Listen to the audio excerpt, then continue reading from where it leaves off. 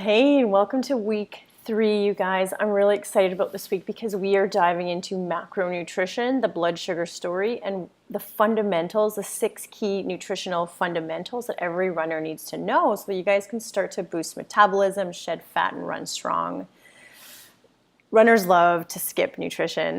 we love, we're hungry, we're eating all the time, and it's a really, really big problem that most runners are overrunning, overtraining, and under eating the good, real, healthy food. So in actuality, so many runners are actually running on empty because when you're skipping meals and eating food that's not full of nutrients and body-loving minerals and macronutrients that you need to function, you are not going to feel good. You are going to feel sluggish, lethargic, irritable, starving, craving carbs all the time, and I don't want that for you. If you are running hard and training hard, I want you guys eating to fuel your body so that you can get mad results, okay? So in this week's session, we're going to be talking about macronutrients, carbohydrates, proteins, healthy fats, and veggies. We're going to be talking about the blood sugar story, and I have an interview that I'm including with a holistic nutritionist who's an expert in macronutrition and shedding fat and blood sugars.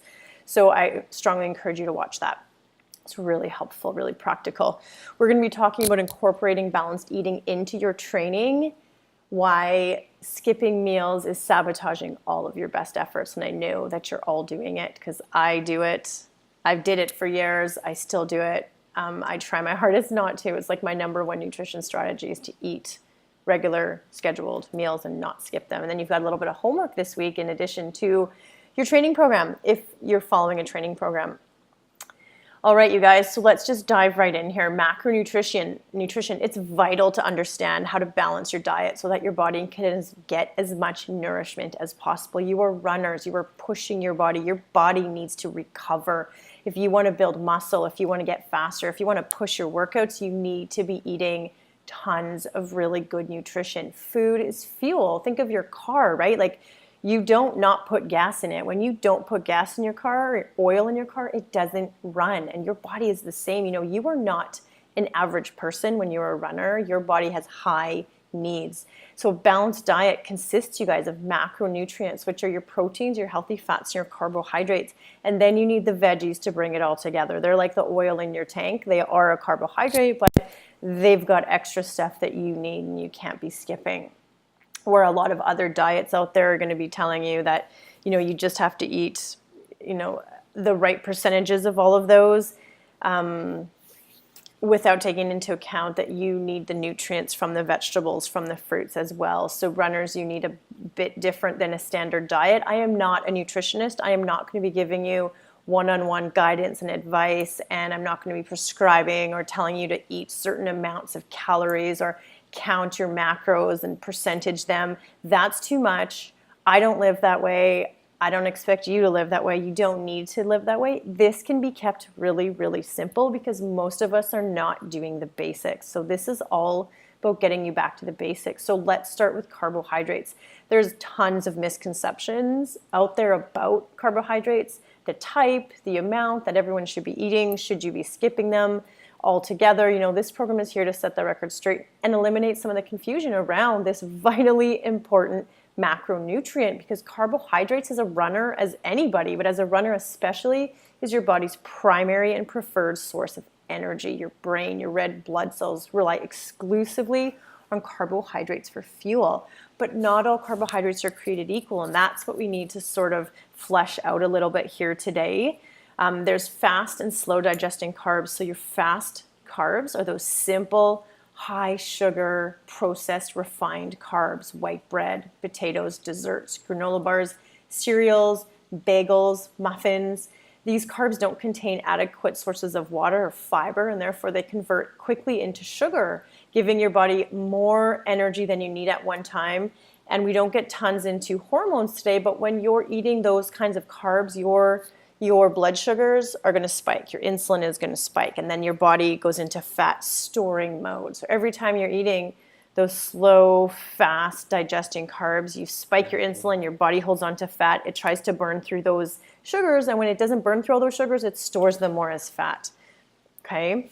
Then you have your slow carbs, which is your complex, low glycemic, high fiber, high water carbs, which include vegetables, fruits, legumes, and whole grains. And these type of carbs provide your body with slower release of sugar over a longer period of time.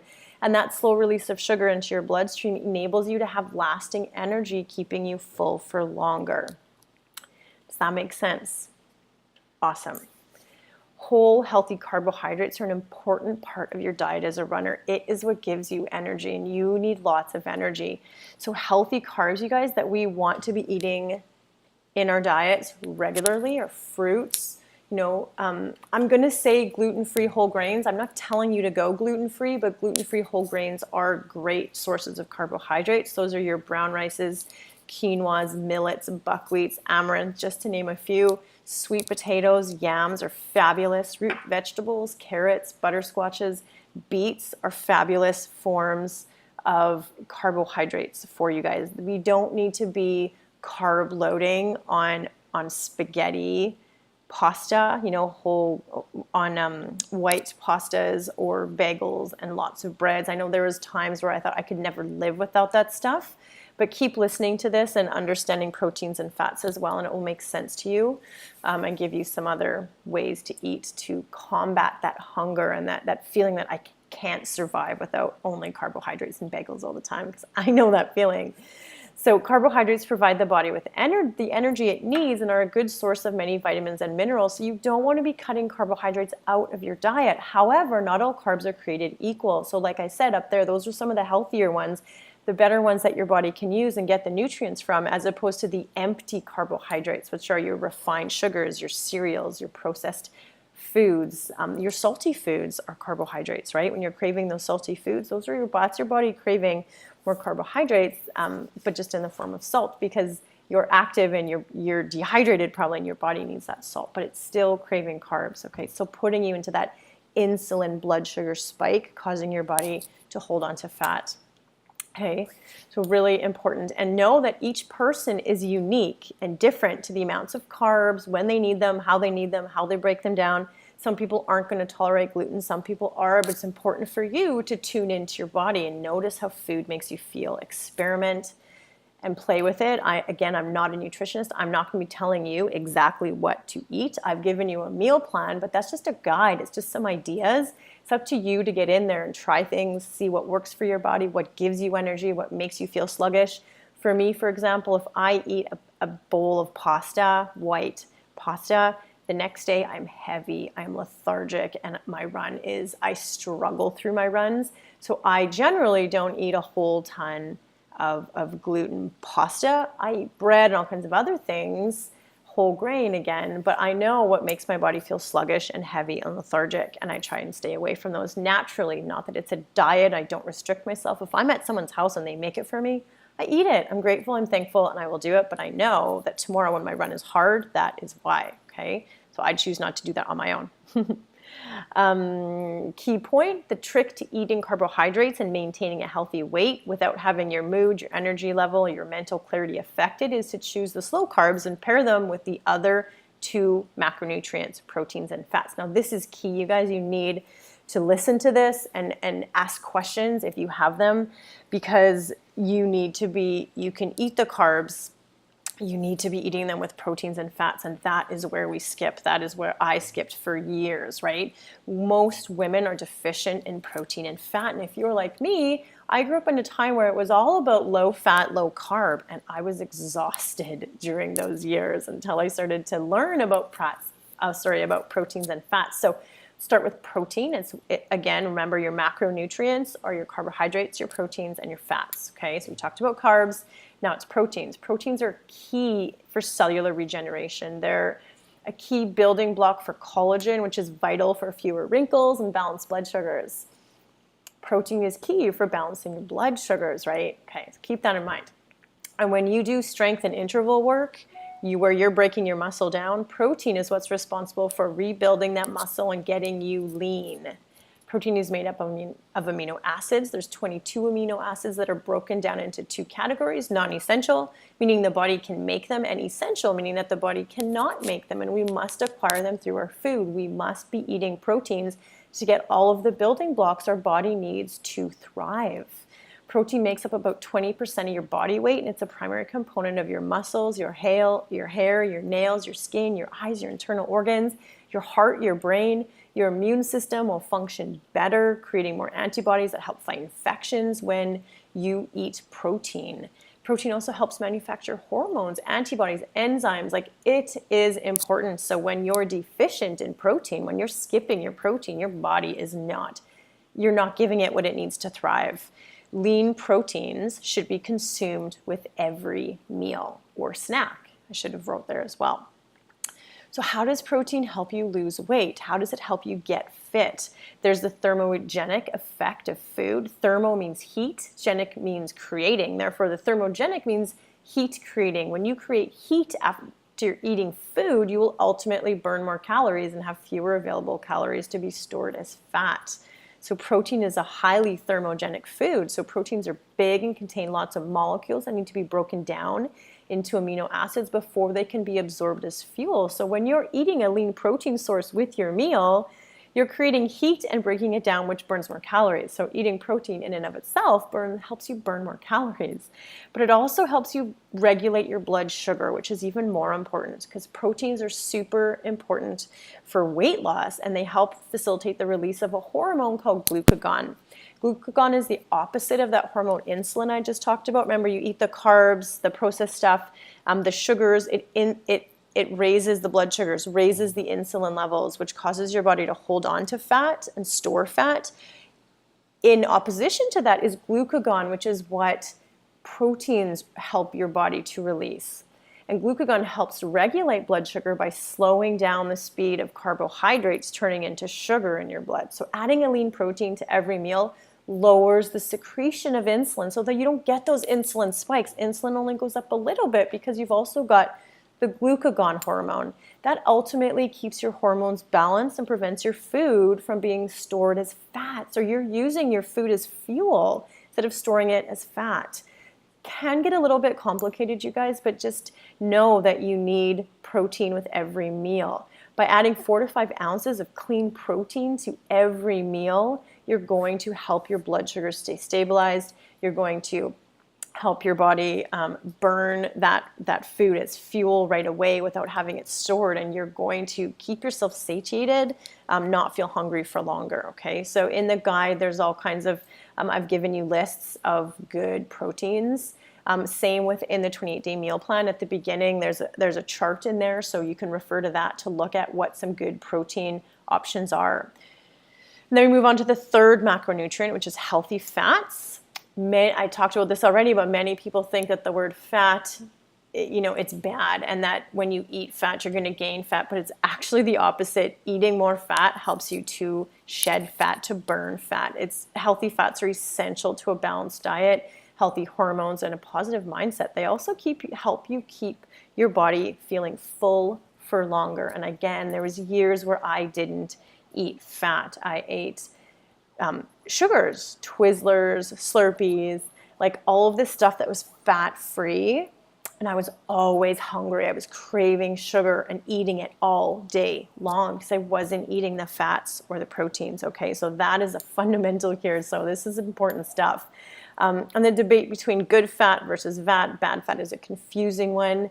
I've given you a list of healthy fats. Don't get too caught up in it. Just think real food when you're confused. Is this real food, or is this packaged in a container and I can't read the ingredients, right? So if you get confused, just stick to that chart, the healthy fats, and know that you need some of that.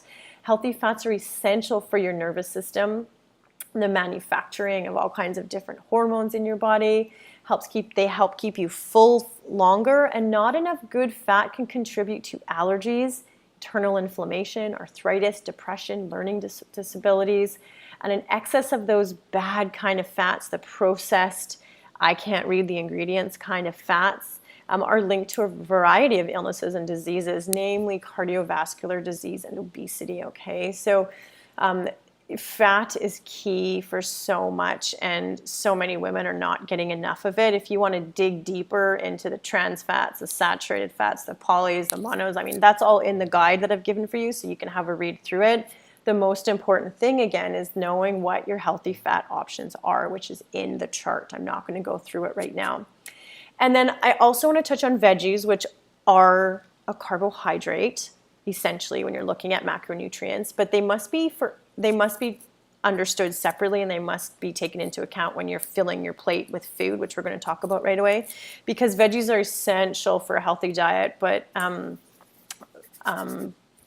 so many people dislike them or not eating them. And I often think of vegetables as the oil in the tank, right?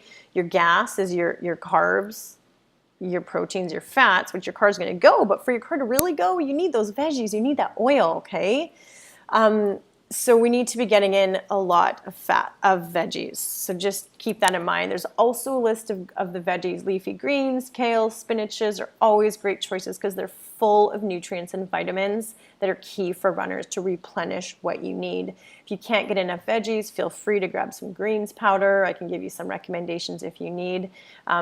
But smoothies, juices are fabulous. I start every day with a smoothie. I just throw everything in there. Again, I make sure that it's balanced with my fat, my carb, my protein, and then I throw a lot of greens in there as well. So I just wanted to bring that up as well. So now we're going to talk about the blood sugar story, and Laura goes into more detail, some practical examples of the blood sugar story in the interview I did with her.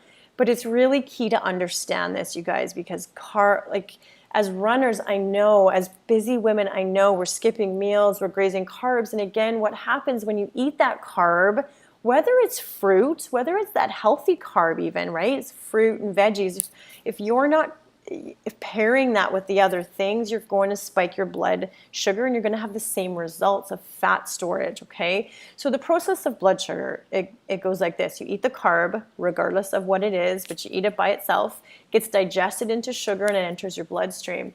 You have some cellular respiration that occurs and it converts that sugar into a usable form of energy called glucose. Your blood glucose levels rise and insulin is released. And it's released in response to that elevated blood glucose, okay? Insulin is responsible for transporting glucose out of the blood into your working muscles and brain to be used for energy to fuel your body. Makes sense, right? Carbs are fuel for your body. That's how insulin works, to take that blood glucose out and bring it into the working muscles. But the problem is that insulin signals the body to use excess glucose and turn it into fat, since it's not needed. You don't need all of that sugar right now to be used as fuel because your muscles are good. They've got enough. So you raise that blood glucose, raise that insulin. Oh, I've got too much. So your body signals turning those extra carbs into fat because you can't use them. That's how carbs contribute to weight gain. When we consume too many carbs at one time, or we choose processed sugary carbs that are devoid of fiber and all the other good stuff we need, you elevate that blood glucose level too high, too fast, causing too much insulin. Your bodies can't use it, and inevitably, it all gets stored as fat. And so if you're doing that all day, you're always eating the blood glucose and you're storing and you're storing and you're storing. Your body is never going into those fat stores to burn them either. So you're just always storing fat. And if you're not eating healthy carbs, then you're not even getting nutrients. So you're just constantly eating sugar and storing fat without getting any nutrition out of it. And then what happens is you experience that blood sugar crash, right? That's what leaves you feeling tired, irritable, lightheaded, and craving more carbs. It's this negative cycle that just keeps going until you take the necessary steps to balance your blood sugar. Again, this can get kind of confusing, but I want you guys to stick with me because it's really simple. The solution is really simple. Remember that not all carbs are created equal. Some elevate your blood sugars, your blood sugar levels faster, right? The processed, the simple, the refined stuff is going to elevate your blood sugar faster than some of the other carbs. But the key to keeping your blood sugar stable is to choose those slow carbs and to eat a combination of protein, fats, and carbs with all your meals and snacks. So if you're super confused, all you need to take away from this is I shouldn't just eat carbs by themselves. I should always pair that carb with a protein and a fat. Does that make sense? Like, ask me questions if that doesn't. I tell you, when I started doing this, my life changed, and it started at breakfast.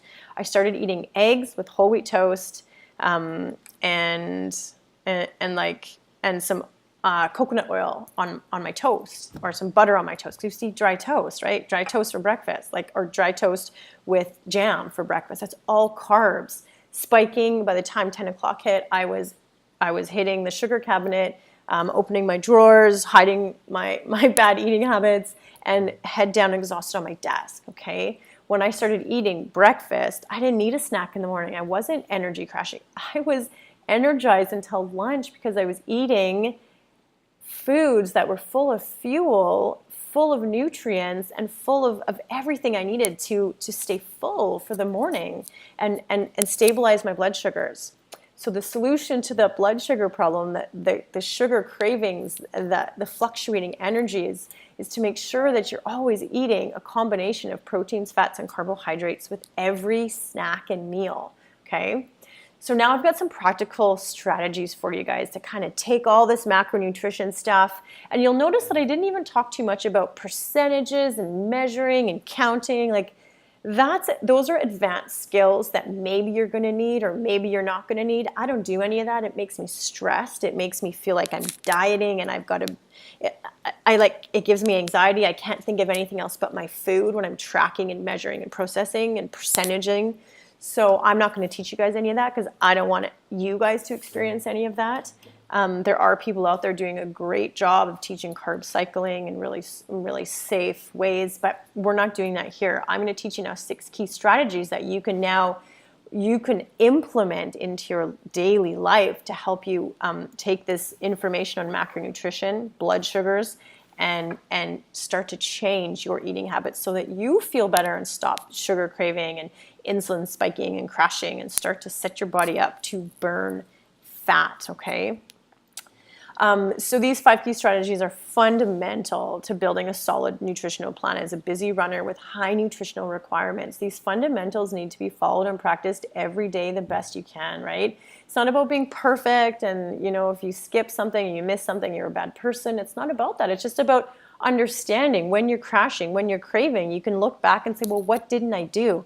Oh, yeah, I didn't eat lunch. Or, oh, yeah, I had that donut in the morning, and it's okay to say no to that stuff. It's also okay to say yeah, but then realize that that's why you feel the way you feel, right? So keep that in mind.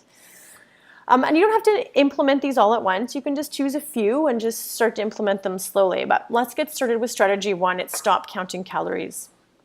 Yes, calories matter, but even so much more than the number of calories, it's the quality of those calories. We've become so conditioned to counting calories and looking at the number of calories and that dieting obsessions that we haven't been taught to be aware of the nutrients, right? Macronutrition. We need to understand this stuff. I wish I knew this 20 years ago, right? So an example is a choice between 200 calories in a candy bar or 200 calories from a serving of simple nuts and fruits, right? The difference in quality is dramatic.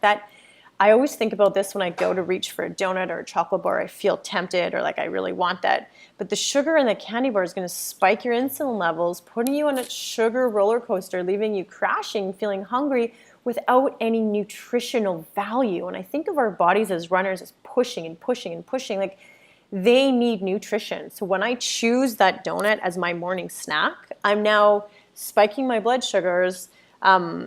I'm not getting any nutrition and I'm going to feel crappy. So doesn't make sense, right? I want something that's going to give me nutrition, make me feel good.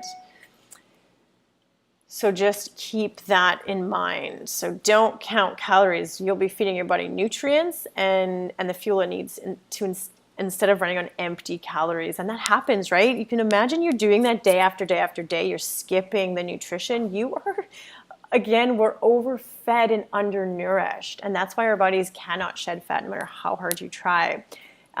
Really important stuff. It's mindfulness. We're going to talk about mindful eating later, but this is like a real kickstart to that. Like, if I eat that, am I giving myself nutrition or am I just thinking about the calories and it only has 100 calories, so I'm fine? Well, it doesn't matter. You need fuel, lots of fuel. Strategy number 2, I love this one, JERF. Always remember the JERFing principle. Just eat real food 80% of the time. I'm not telling you guys not to have a donut and not to have that. I just want you to be aware of the repercussions of that donut. But when you choose to have it, enjoy it, love it. understand what it's for, why you want it, and just enjoy every single bite of that donut. But keep in mind, like, 80% of the day, 80% of the time, keep it simple, eat real food, don't feel bad if you're not perfect, nobody is, you gotta live and have fun. I save my 20% for wine and beer, I'll tell you that. Those are empty and that's fine, but just stick to 80%, just eat real food, okay? Strategy number 3, eat 3 meals per day in macronutrient balance. So include a healthy fat, a protein, and a carb in each meal and stop skipping meals. It's the number one training error that most runners are making. It's sabotaging all of your efforts. It's totally slowing your metabolism, and it's causing you to experience wild sugar cravings. I'm a runner, I'm starving, I need to eat all of the food. Well, if you're not, that's because you're not eating 3 meals per day. I don't care if you're training for a 5K or training for a marathon. If you need to, you're just going to be eating more in marathon training, right, than you are training for your 5K. But you need to tune into that hunger, what satisfies that hunger, okay? So strategy number 3, I'm going to repeat it because it's so important. Eat 3 meals per day in macronutrient balance. Include a healthy fat, a protein, and carbohydrate in each of those meals. And it's true that breakfast is the most important meal of the day. Start each day, if you can, eating a breakfast within 2 hours. It doesn't have to be when you get up and go, but like within 2 hours of waking up, eat a full-on breakfast that has a protein, a fat, and a carbohydrate. It will change your day because consuming that balanced breakfast helps to regulate your blood sugar levels right from the beginning, keeping you full throughout the morning, which is setting you up for good habits throughout the day. When you skip breakfast right off in the morning, your blood sugar levels are going to drop. When this happens, you're likely to consume those sugary, refined, unnutrition, like empty foods, empty sugars throughout the day, which just perpetuates, it sets you up for that blood sugar roller coaster all day long, craving more sugar and gaining more weight, okay? So consuming a meal or snack in macro balance, and then, we say don't go any more than 3 to 4 to 5 hours without eating, but tune into your hunger. Allow yourself to get a little bit hungry. See what that feels like so that you can actually fuel yourself and then feel what it feels like to feel full. And I know in life today, we're always grazing, and we never actually feel hungry, never let our bodies get to that point. And so we don't understand our own internal cues. So if you can eat your breakfast, wait 3 or 4 hours for your lunch, feel a little bit hungry, eat your lunch, wait until the next time you get hungry. Don't want to go more than 3 to 4 to 5 hours without eating. But that's what's going to stimulate your metabolism and balance your blood sugars while maintaining your lean muscle mass, and helping you to burn fat throughout the day, as opposed to just continuously spiking that insulin and burning sugar and storing fat, right? Those intervals, you're going to be burning some fat in that time. I'm not telling you to skip snacks. I'm not telling you to skip meals if you're hungry, or starve yourself if you're hungry. Eat something, which takes me to strategy number 4, which is snack between meals as you need, but maintain that macronutrient balance. So it's fine to have a snack between your meals if you're feeling hungry. Just make sure that it's a snack that is not just carbs. It's a carb with a protein and a fat. An apple with almond butter, a few almonds with some raisins, not just veggies, but veggies with some hummus dip, stuff like that. I often just eat extra lunch. I bring extra leftovers and I'll eat just a smaller portion of that because I know that it's healthy, balanced proteins, fats, and carbohydrates. Really important. I did miss this one point, is can I eat after dinner? I eat before bed all the time because my body is hungry, but I don't eat the refined sugars. I don't eat ice cream and chips and junk food. If you're hungry at bedtime, that's fine. If you're truly hungry, then eat, but just make sure you're truly hungry and not just bored, and make sure that it's macro balanced, just like every other snack. One of my favorite bedtime snacks is sauteed kale in coconut oil with salt and chickpeas. I eat it before bed all the time, and it doesn't make me fat. I'm hungry, right? I'm busy, I'm active, I'm hungry, I'm up really late at night, I'm hungry. So keep that in mind. You can snack, just keep your snacks healthy. Keep them balanced. I should say not healthy, it should be balanced. Keep them balanced. So strategy 5, eat the right portion sizes. At every meal, I think most of us are under-eating as opposed to overeating. But if you're wondering how much should I be eating at my meal, generally a palm of protein, a fist of vegetables, a cupped hand of carbohydrates, and a thumb-sized portion of fat is all that you need with your meals. Snacks are obviously less, and I mean, again, I'm not into rules and details. Just keep in mind, like, you know, what you need and are you full and are you hungry. But for meals, that's about what you get, and that's going to give you everything that you basically need to refuel and maximize your recovery between your workouts. If you're active and trying to gain muscle, you can add half a cupped hand of carbohydrates and or half a thumb more of fat to each of your meals. If you're not very active and you're trying to lose weight, that's one of your goals, you can reduce your portions by half a cupped hand of carbohydrate and or half a cup of fat from a few of your meals each day. So again, like, it's not that much. It's intricate stuff. Just tune into your body, tune into your hunger. Make sure you're doing your strength workouts so that you can also be revving your calorie burn, revving your metabolism, building lean muscle, and you're going to come out feeling much better after doing this for a while, okay? And when it comes to vegetables, you guys, I say that greens are unlimited. Who cares? Eat as much greens as you want. So if you're still hungry at the end of your meal, don't go back for the potatoes or the carbohydrates, but have more greens. Eat more greens, you know. It'll never, I'm not sure anyone who eats lots of greens is worrying too much, okay? Just, again, make sure you've eaten your fats and your proteins as well. So strategy number 6 is schedule 2 to 3 hours per week for food planning and preparation, because I think the number one error in training in nutrition for runners, especially us busy women, is that we don't have time to cook, to prepare, to eat, so we're skipping meals. If you take the time to plan and prepare, you're going to have the food on you that you need, okay? I know you're busy, I know you have no time, but we wouldn't let our kids skip meals. Think about your kids when they skip meals. If my kids don't eat breakfast within an hour of waking up, they're terrors. And they have to eat eggs every day, because if they don't, they're terrors. They're like sugar, they're sugar monsters. Like, they'd eat carbs all day long if I let them. But when I feed my kids by these principles as well, they're healthier and happier and way better behavior. So, but we plan for the kids. We wouldn't ever not plan for the kids and have them eating nothing or just letting them eat refined food all the time. So these strategies are the same for you. So get yourself, schedule 2 to 3 hours per week of food planning and prep. I've given you guys recipes. I've given you meal plans. They're not meant to be rigid and structured. And honestly, I make 2 or 3 pots of big stuff every Sunday. I restock myself on Wednesday about what I need more of. And I eat that stuff all the time, but it means that I've always got those healthy options there ready and waiting for me.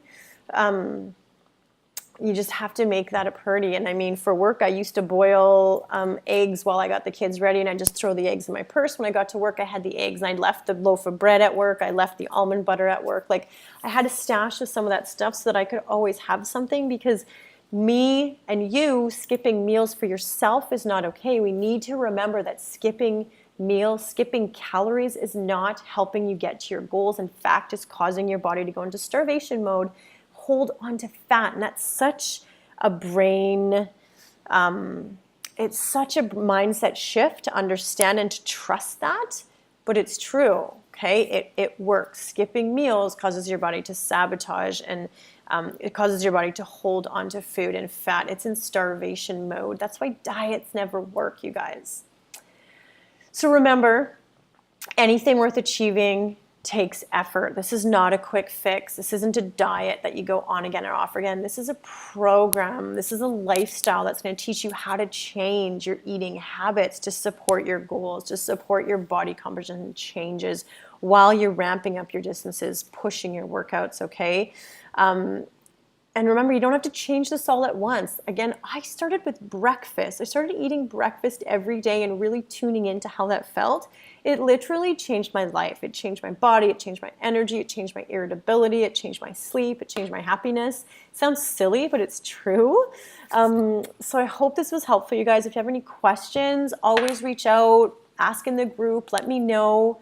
Because when you combine these basic nutrition strategies with strength training workouts, in your run program, you're setting yourself up to feel and look amazing. The more lean muscle you have, the more calories your body will burn at rest, higher your metabolism, the more efficiently your body is going to be at burning fat, the better you're going to feel.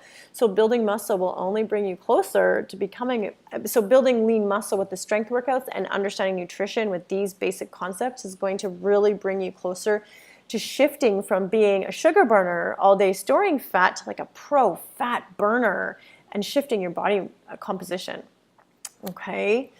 And a warning, when you eat like this, you're going to feel hungry. Like, you should notice that hunger, but notice that you're not craving sugar. You're craving like real food. I noticed this for myself. Like, I'm starving a lot of the time, but I'm craving real food and I eat it really often. So I eat 3 decent sized meals, and depending on like what kind of training program I'm in, how hard I'm pushing my body, I get hungry at regular intervals, but I don't crave sugar. I look at that sugar and I think, I don't want that. It's not helping me achieve my goals. So, and I talked a ton already about skipping meals in the document. I've put in a little extra note there because, again, I struggled with this for so long.